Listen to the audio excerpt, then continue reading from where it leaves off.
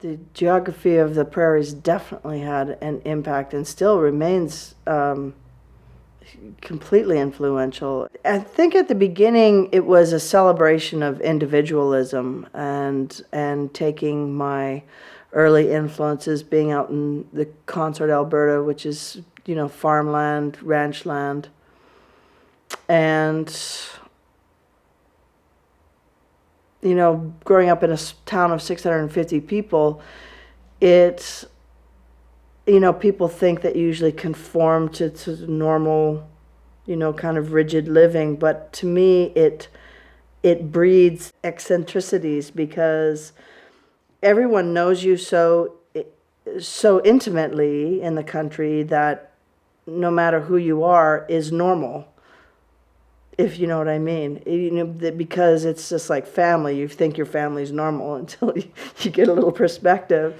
It's all relative, and so I think that it gave me plenty of room, being from the prairies, to cultivate my imagination. It was, you know, the canvas of the vastness of the prairie was a pretty wide open canvas, and just let me play, you know, play with all my influences and all the things that were my lifelines. Rolling Stone magazine was my lifeline. My dad owned the drugstore, so we'd get Rolling Stone magazine, and my sister and I would be, you know, draped over it.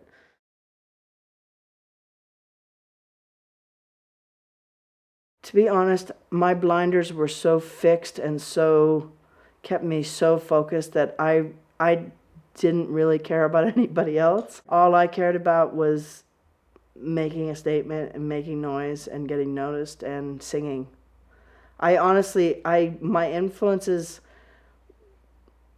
I had lots of musical influences. I listened a lot. I continued to listen a lot, but I didn't really compare myself to anybody. I really just kept burning forward. I didn't really think about it. It takes all that energy and all that desire and all that ambition to do what you do, to get through all the obstacles and all the cynicism and all the criticism, and I think that's what separates the ones that really want to be on stage from the ones that have a pretty good musical talent. There's a really big difference.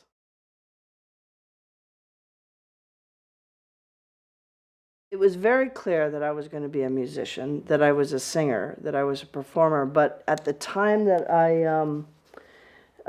started my career, I was also quite heavily immersed in the performance art culture and with a group of visual artists.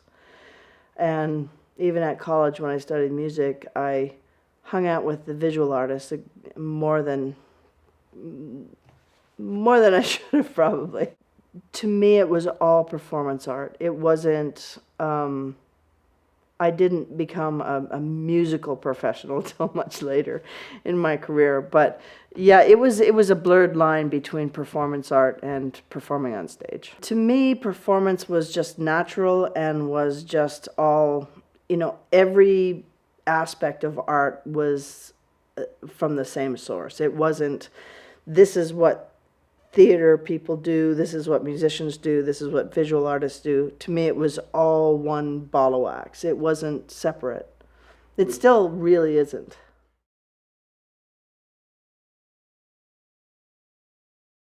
I knew that it was a competitive world, that music was a competitive world. I also had a lot of creative energy, and I was immersed in this performance art world. So combined, the combined energies and sort of influences of those three things culminated into the fact that I created, I guess, a character for Katie Lang and the Reclines, which was the early country stuff, where I started my career. I think I did say that I need to get attention, although I don't think it was as contrived or as conscious as that. I think it was instinctual. I think I knew that I wanted to have fun. I knew that going into country music, which wasn't my my first love, music, I guess sort of where I am now, music, just sort of folk music or traditional pop music is sort of my base. But I found this hybrid performance art, hybrid of country music and punk music, or country music and contemporary mindset at the time, infused with youth sort of rebellion, and yet using the old costumes of hee haw and the Don Messer, like just using old images, old musical structures combined with edgier lyrics or edgier haircuts or cut off cowboy boots, whatever, pieces to create something new.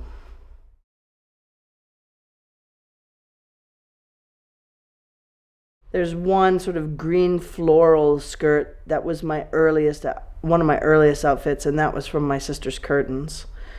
And that outfit there with the blue and the country landscape on it was really a parallel piece to a Truly Western Experience cover. It sort of images the same images. So I built that around the cover.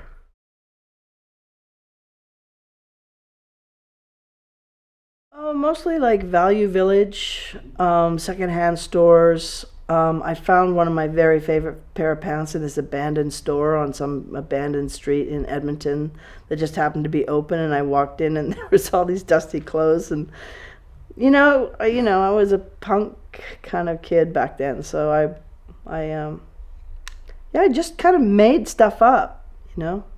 I shopped at the Square Dance supply store.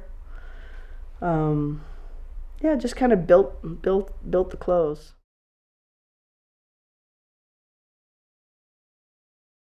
The black dress was my girlfriend's grandmother's dress, and I wanted a dress, and it fit. God, I can't believe I was that small ever, but it fit me like a glove, and I wore that thing out. It's on the cover of Angel with the Lariat, and I did a huge performance in LA for Roy Orbison singing Crying in that one.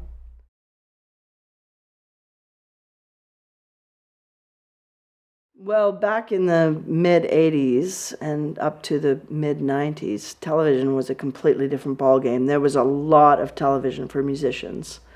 That's kind of waned, unfortunately, but I had a A&R person at Warner Brothers, Carl Scott, and also my manager then, Larry Wanagas, I think had a very clear and precise vision that really my vehicle was television. So they got me on a lot of television. I mean, I did everything. I did the Muppets, I did Sesame Street, I did, David Letterman before I was even signed. I did Hee Haw, I did, everything. I did everything. And I just think that kind of opportunity now really isn't available to young singers as much.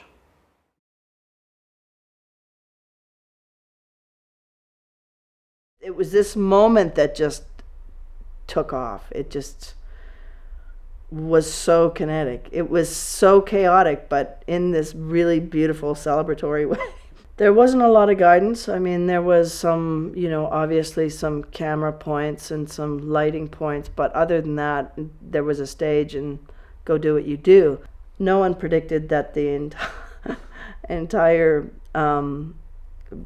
backstage crowd is going to enter the stage and start dancing. Like, all the athletes came down from backstage and onto the stage and started dancing with me, and the energy just shot up. That was completely and utterly spontaneous.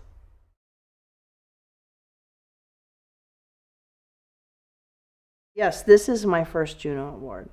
Most Promising Female, 1984-85. And when I got home with it, my friends and I had a party and commenced to personalizing it with this paint. And of course, this is representational of the wedding dress. It was my favorite Juno.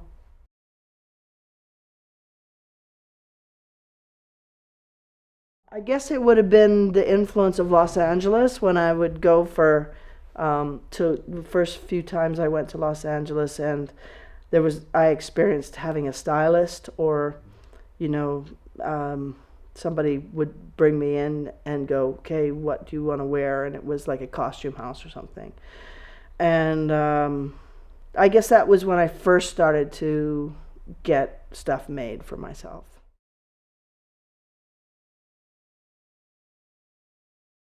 Henry Duarte and Richard Tyler were very important to me. I just kind of, Richard Tyler had a shop on Beverly Boulevard, I think, in Hollywood, and that was where I kind of hung out. And I just went in there and just, started making suits with him. And Henry Duarte actually was working with Richard Tyler. So you sort of get into a vein of designers. The big influence around the ingenue period was my stylist Beth Goodman at the time. We sort of stumbled onto this 3/4 length jacket and then had a bunch made for the ingenue tour. It was a great experience to be wearing the top designers, and to, and I was also like one of the first androgynous women or lesbian women to be out in the world. So, we had a lot of fun with clothes back then.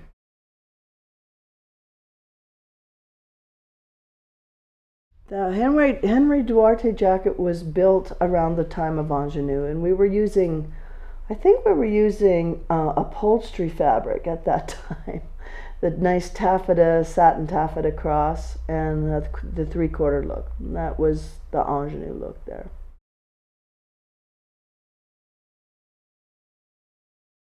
I know it's really just instinctual, and working with great designers and great stylists over the years, you kind of develop a style or a feel for how you want your clothes to look and how to represent you.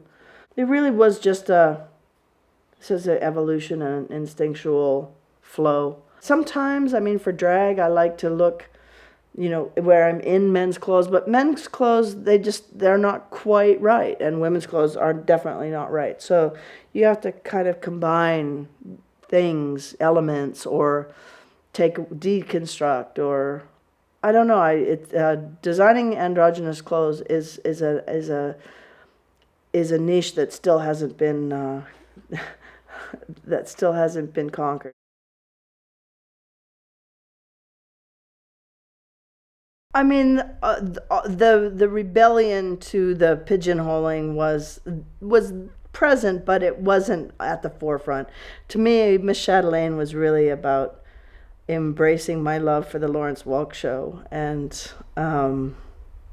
how and how love makes you feel like a debutante. Like it makes you feel like an ingenue, or somebody that would wear that.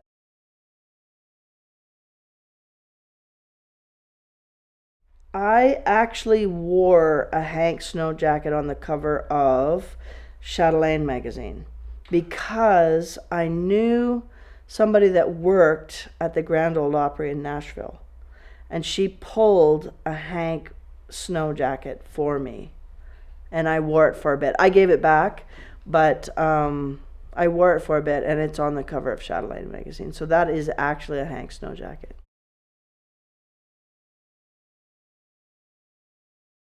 The nudie suit was built around the time of Absolute Torch and Twang, I believe. I have another one, a blue one, the blue version of that nudie suit I wore on the Grammys when I performed Luck in My Eyes.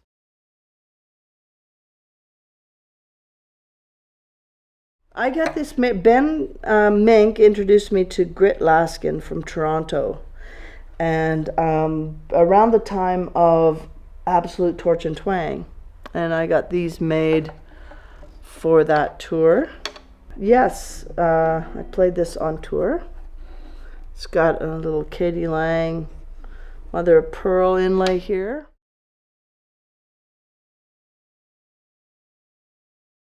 What keeps me interested in music, and as a listener, my taste is so eclectic that as a singer I can't help but want to travel down those alleys and those adventures of music. But yeah, I think it's just self-preservation, just to allow myself to go explore music, both as a listener and as a vocalist.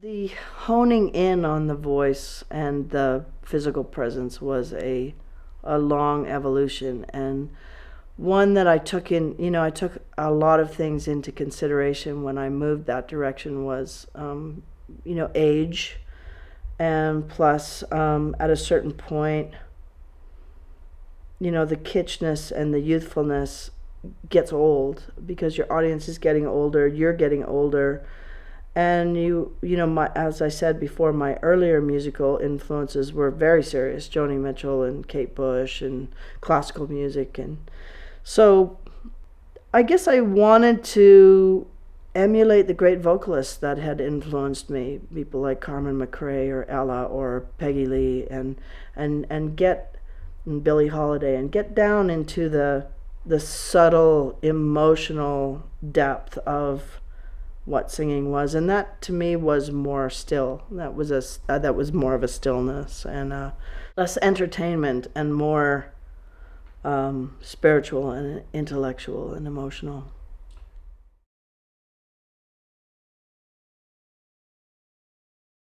I've sort of distilled it down to giving honesty and giving my best and being sincere and trying to make the connection with the audience through the music, not through the clothes, not through the expectations, not through the hype, but just giving them the goods as legitimately as possible.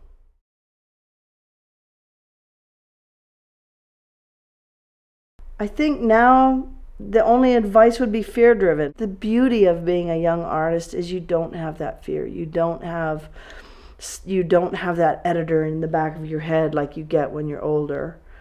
Or maybe it's a middle-aged thing. I don't know. Maybe when you're old, the editor's gone again. But I don't know. I think there's something so unbridled and fresh and naive and beautiful about being a young performer that I really would just not give advice at all. I would just stand back and let it happen.